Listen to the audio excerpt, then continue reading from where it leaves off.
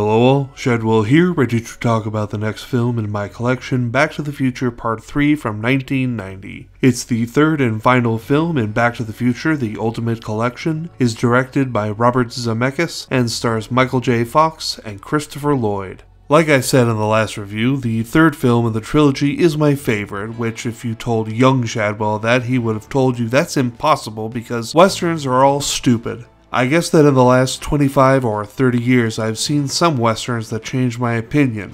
They don't all suck, just the vast majority of them. And Back to the Future Part 3 is one of the good ones. What makes this film better than the sequel? Well, it focuses more on telling an original story that doesn't so heavily rely on the skeleton of the film before it like the sequel does. It also, to my knowledge, doesn't have a break with its own rules of time travel like the sequel did. So for those reasons, I'm going to qualify that Back to the Future Part 3 is the best Back to the Future.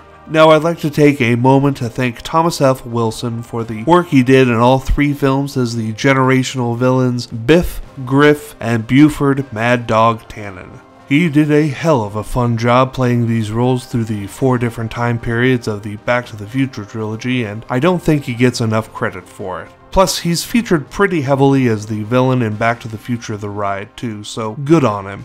I also love that they gave Doc a love interest in this third installment, and Mary Steenburgen is great as Clara Clayton. The big climax of the film, where they get a train to push the DeLorean to 88 miles per hour, is exciting and a lot of fun. I did always wonder why Marty gives up so easily against Buford in the pistol duel situation, and it wasn't until this, the umpteenth time I've seen the film, that I realized that if he accidentally shot and killed Buford, he'd run the risk that Buford hadn't had kids yet and didn't pass along his genetic information so that Biff could be born in the future, who is necessary because he plays a vital part in getting George and Lorraine back together. Marty could have undone everything he had done in the whole trilogy. But you can't really explain that quickly and in a way that makes sense, so I can see why they left it to the average audience member, who's definitely smarter than me, to understand all of that.